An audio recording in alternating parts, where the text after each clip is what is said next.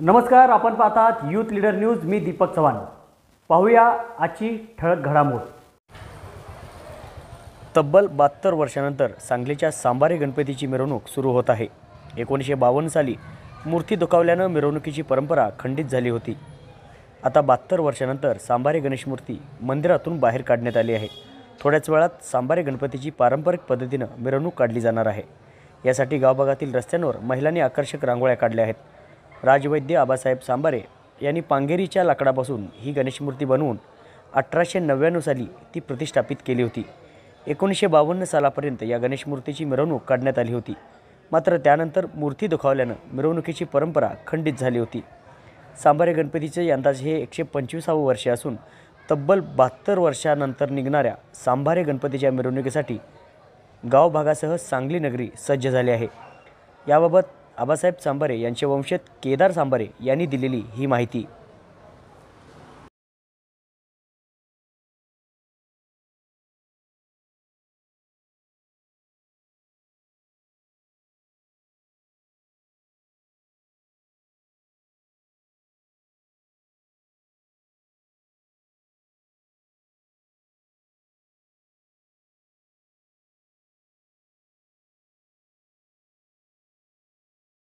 मंगलमूर्ती मोरया या नमस्कार। सांबारे गणेश मंदिर गावभाग सांगली राजवैद्य आबासाहेब सांबारे यांनी 1899 साली स्थापन केलेल्या ह्या गणेश मूर्तीची 1952 सालापर्यंत ह्याची मिरवणूक निघत होती। जुने फोटो आपल्याकडे उपलब्ध आहेत। आता 72 वर्षानंतर आज 125वा वर्ष ह्या गणेशाच्या उत्सवाचं सुरू आहे।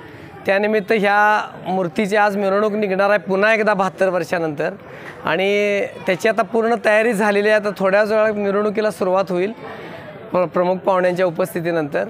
आणि काही तांत्रिक अडचणीमुळे 52 साली खंडित झालेली ही जी मिरवणूक आहे ह्याला 72 वर्षानं पुन्हा यश आले आणि आता ही मिरवणूक थोड्या वेळात सुरू होईल। राजवैद्य आबासाहेब सांबारे यांचा हा गणेश, ज्यांनी लाकडी पांगिरीच्या लाकडापासून बनवलेली ही मूर्ती त्यांच्या राहत्यावाड्यात गणेशाचं मंदिर बांधावं अशी त्यांची इच्छा होती।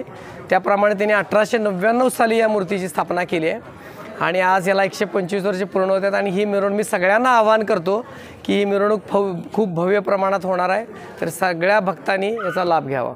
कशा स्वरूप आणि मिरवणुकीचा जो रूट आहे स्वरूप आहे पारंपरिक, जे त्या काळात त्यांनी जे परंपरा ठेवली होती त्या परंपरेला धरूनच आहे की दिंडी आहे मूर्तीजवळ वारकऱ्यांची।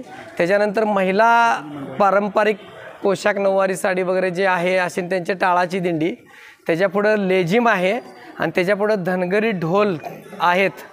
आणि अशा इतका हे एवढ्या सगळ्या जनसमुदायामध्ये ही मूर्तीची मिरवणूक निघणार आहे। आणि ह्याचा मार्ग असा आहे, इथून सांबारे गणपतीपासून मारुती चौकपासून झाशी चौकातनं गणपती पेठेतनं संस्थान मंदिर, टिळक चौक, तिथं छोट्या प्रतिकात्मक मूर्तीचं विसर्जन होईल आणि तिथं मिरवणूक समाप्त होईल।